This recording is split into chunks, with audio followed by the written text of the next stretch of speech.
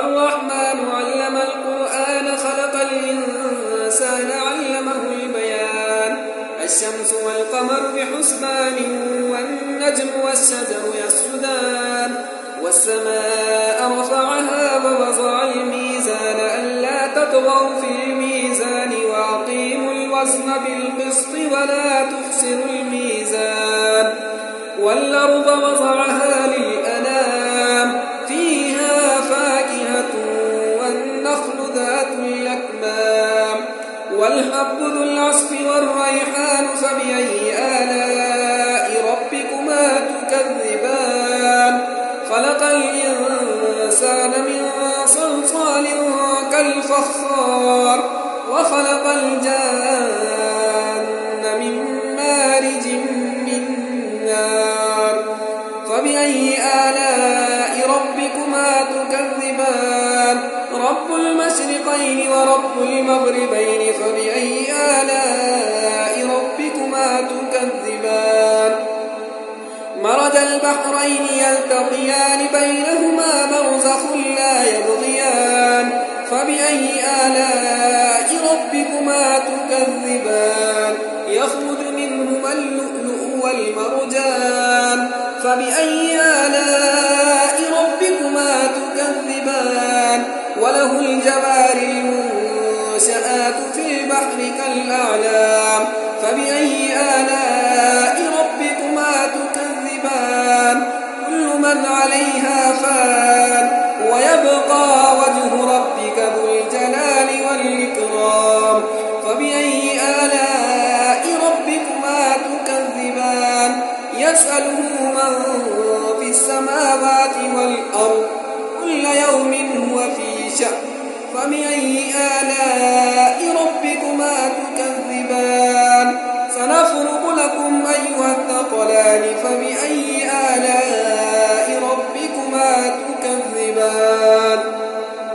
يا معشر الجن والإنس إن استطعتم أن تنفذوا من أقطار السماوات والأرض فانفذوا لا تنفذون إلا بسلطان فبأي آلاء ربكما تكذبان يرسل عليكما شواظ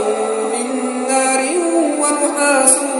فلا تنتصران فبأي آلاء ربكما تكذبان فإذا انشقت السماء فكانت وردة كالدهان فبأي آلاء ربكما تكذبان فيومئذ لا يسأل عن ذنبه إنس ولا جان فبأي آلاء ربكما تكذبان يعرف المجرمون بسيماهم فيؤخذ بالنواصي والأقدام فبأي آلاء ربكما تكذبان هذه جهنم التي يكذب بها المجرمون يطوفون بينها وبين حميم آن فبأي آلاء ربكما تكذبان ولمن خاف مقام ربه جنتان فبأي آلاء ربكما تكذبان ذواتا أفنان فبأي آلاء ربكما تكذبان فيهما عينان تجريان فبأي آلاء ربكما تكذبان فيهما من كل فاكهة زوجان فبأي آلاء ربكما تكذبان متكئين على فرش بطائنها من استبرق وجنى الجنتين دان فبأي آلاء ربكما تكذبان فيهن قاصرات الطرف لم يطمثهن إنس قبلهم ولا جان فبأي آلاء ربكما تكذبان كأنهن الياقوت والمرجان فبأي آلاء ربكما تكذبان جزاء الإحسان إلا الإحسان فبأي آلاء ربكما تكذبان ومن دونهما جنتان فبأي آلاء ربكما تكذبان مدهامتان فبأي آلاء ربكما تكذبان